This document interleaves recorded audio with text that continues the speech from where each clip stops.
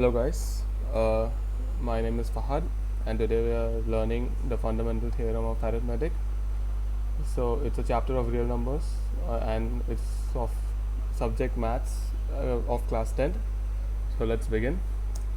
What is the fundamental theorem of arithmetic? So the theorem states is every composite number can be expressed or factorized as a product of primes, and this factorization is unique apart from the order in which the prime factors occur.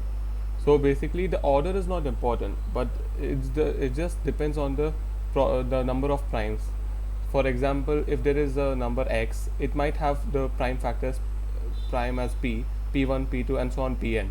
It can also be represented as pn, p1, p2, and so on till pn minus 1.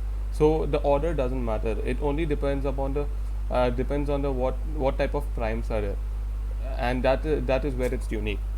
So this is the general statement, and mostly to represent in prime factorization method, a number is written in its primes in an ascending order. So here, as you can see, p1 is lesser than p2, lesser than p3, and so on, lesser than pn.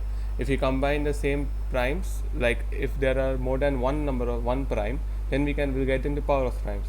So here's an example from the textbook.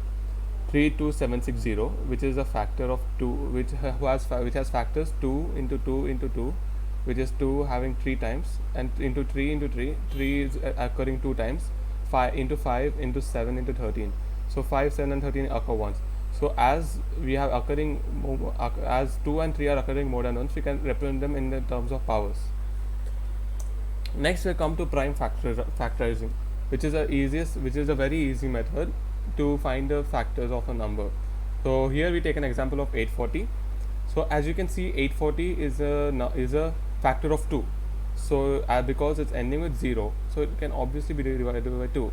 So we draw a table like this, and we write all our number on the right side first, and then we write our dividend. We think that it's being divided by 2, so we write 2, and then when we divide it, we to 840 divided by 2 we get as 420. And now we can say we want to repeat the same step where we try to find a factor of it, try to find one factor of it. So 420 also has a factor of 2, so 420 again divided by 2 will be 210, and we repeat this process. So 210 has a factor of 2 again, so again 210 divided by 2 is 105, and we do it so on, and then we see 105 is not a factor of 210, is not a factor of 2, but is a factor of 3. As you can see, the sum of the digits, which is 1 plus 0 plus 5, is 6, and as the sum of digits is divisible by 3, therefore it is divisible by 3. So 3 divided by 105 divided by 3 is 35. 35, as you can see, is a really nice number. We know the multiplication of 35 is 7 into 5, but let's first start with the smaller number, which is 5. So we take the 5 as the factor of 35, and we divide 35 by 5, we get 7. And then 7 is a prime number, so we just write 7, and then we get the last number as 1. As you can see, if we repeat the process, we just get 1 1 1 1 1 again, like we does so on. This is like a looping process. We get the same thing. So now the factors on the left side are the factors of the main number. So 840 has a factors 2 into 2 into 2 into 3 into 5 into 7 into 1. So I won't write 1 because it's obvious. So as 2 is occurring more than once, so we can power this up. So this 2 is occurring 3 times, so it's 2 cube into 3 into 5 into 7. So let's do an example. We can, with this prime factorization method, we can find HCF and LCM of between two numbers, and it's very much easier. So let's find the HCF and LCM of two numbers given 20 and 6. By prime factorization, as it's not a big number, we can do it direct, that 6 is nothing but 2 into 3. It's obvious. 20 is nothing but 2 into 2 into 5. As 2 is occurring more than once, it's 2 square into 5. So to find HCF, what is the meaning of HCF? The highest common factor. We find the common factor in both of these terms. As you can see, here it's 2 into 3, here is 2 square into 5. The only common factor is 2. and we take this product of the we take the common factors only 2, and we take the product of the smallest power. So here the 2 is occurring twice, here 2 is occurring once, so the smallest power is over here, which is 1. Therefore the HCF is 1. And for LCM is basically the product of the greatest power of each prime factor involved. So let's see how many prime factors are involved in both these numbers. There is 2, there is 3. Well, here is 2 occurring again, so we won't count that, and then there's 5. So now let's take the highest powers of these numbers. So you can see here 2 and 2 are common. So here, but 2 is occurring once, here 2 is occurring twice. As this 2 is greater than 1, the power 2 is greater than the power 1. Therefore we take this term. So 2 square into 3. 3 is only occurring once over here. There's no occurrence, so 3 here is the greatest. 3 into 5, and 5 is the greatest over here. There's no 5 over here, therefore we take 5. So we get the LCM. 2 square into 3 into 5 is equal to 60.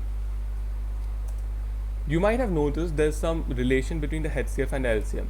If we multiply the HCF and the LCM, we get to know that it is 2, which is the HCF, into 60, the LCM is 120, which is similar to the product of the two given numbers. The initial number given was 6 and 20, and the product is 20.